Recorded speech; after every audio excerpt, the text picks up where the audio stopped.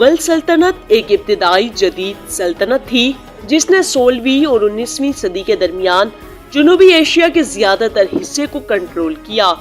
तकरीबन 200 साल तक ये सल्तनत मगरिब में दरियाए सिंध के तास के बैरूनी किनारे, शुमाल मगरिब में शुमाली अफगानिस्तान और शुमाल में कश्मीर, मशरिक में मौजूदा साम और बांग्लादेश के पहाड़ी इलाकों तक फैली हुई थी।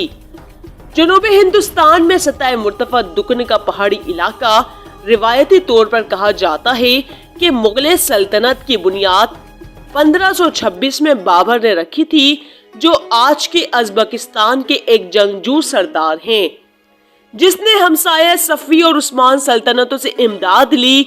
दिल्ली के सुल्तान इब्राहिम लोदी को शिकस्त देने के लिए पानीपत की पहली जंग और शुमाली हिंदुस्तान के मैदानी इलाकों को साफ करना मुगल शाही ढांचा ताहम बाज़ औक़ात बाबर के पोते अकबर के दौरे हुकूमत के लिए 1600 का है। ये शाही ढांचा 1720 तक कायम रहा, जब तक के आखिरी बड़े शहंशाह औरंगजेब की मौत के फौरन बाद, जिसके दौरे हुकूमत में सल्तनत ने अपनी ज्यादा से ज्यादा जुग्राफियाई हद तक भी हासिल की। इसके बाद 1760 तक पुरानी दिल्ली और उसके आसपास के इलाके तक कम कर दी गई। सल्तनत को 1857 के हिंदुस्तानी बगावत के बाद बरतानवी राज ने बाज़ाब्ता तौर पर तहलील कर दिया। अगरचे मुगल सल्तनत को फौजी जंग के जरिए बनाया और बरकरार रखा गया था, उसने हुकूमत करने वाले सकाफतों और लोगों को भरपूर तरीके से दबाया नहीं था, बल्कि उसने नए इंतजामी तरीकों और मतनू हुक्मरान अशराफिया के जरिए बराबरी और तसल्ली बख्शी, जिससे ज्यादा मुअस्सर मरकजियत और मायारी हुक्मरानी की राहें हमवार हुई। सल्तनत की इज्तिमाई दौलत की बुनियाद ज़रई टैक्स था, जिसे तीसरे मुगल बादशाह अकबर ने कायम किया था। ये टैक्स, जो एक किसान काश्तकार की पैदावार के निस्फ से ज्यादा थे, अच्छी तरह से रेगुलेटेड सिल्वर करेंसी में अदा किए जाते थे और किसानों और कारीगरों को बड़ी मंडी में दाखिल होने का बाइस बना। 17वीं सदी के बेशतर हिस्से में सल्तनत की जानिब से बरकरार रखा रिश्तेदार अमन हिंदुस्तान की इक्तिसादी तोसी का एक अंसर था। बहरा हिंद में यूरोपी मौजूदगी और हिंदुस्तानी खाम और तैयार मसनूआत की बढ़ती हुई मांग ने मुगल दरबारों में मजीद दौलत पैदा कर दी। मुगल अशराफिया के दरमियान ज्यादा वाज़े खपत थी, जिसके नतीजे में मसवरी अदबी शक्लों, टेक्सटाइल और फन तामीर की ज्यादा सरपरस्ती हुई। खास तौर पर शाहजहां के दौर में जनूबी एशिया में मुगल के यूनेस्को के आलमी सकाफती वर्से के मकामात में शामिल है।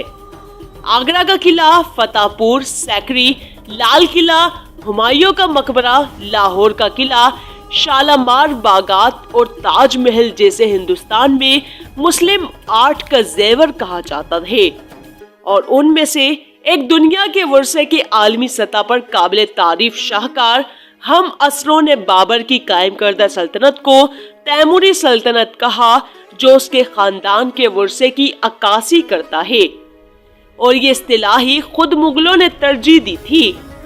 उनके अपने खानदान के लिए मुगलों का ओहदा गोरकानी था और मुगल का इस्तेमाल मंगूल की अरबी और फारसी बदअनवानी से माखूज है, और उसने तैमूरी खानदान के मंगोल माखिज पर जोर दिया। इस इस्तिलाह ने 19वीं सदी के दौरान करेंसी हासिल की, लेकिन माहिर हिंद की जानिब से इस पर इख्तिलाफ है। सल्तनत का हवाला देने के लिए इसी तरह की नकलें इस्तेमाल की गई थी, जिनमें मुगल और मुगल शामिल है। इसके बावजूद बाबर के आबा व अजदाद को क्लासिकी मंगोलों से वाज़े तौर पर मुमताज किया गया था, क्योंकि उनका रुख तुर्क मंगोल सकाफत के बजाय फारसी की तरफ था। मुगलों ने खुद मंगोल सल्तनत के बानी चंगेज खान की आखिरी नस्ल का दावा किया। सल्तनत का एक और नाम हिंदुस्तान था, जिसे ऐन अकबरी में दस्तावेजात भी किया गया था और जिसे सल्तनत के सरकारी नाम के करीब तरीन करार दिया गया। मगरिब में इस्तिलाह मुगल शहंशाह के लिए इस्तेमाल की जाती थी और तोसी के लिहाज से पूरी सल्तनत مغل سلطنت کی بنیاد بابر حکومت 1526 تا 1530 نے رکھی تھی۔ ایک وسطی ایشیائی حکمران جو اپنے والد کی طرف سے ترکو منگول فاتح تیموری سلطنت کے بانی کی نسل سے تھا اور چنگیز خان اپنی والدہ کی طرف سے تھا۔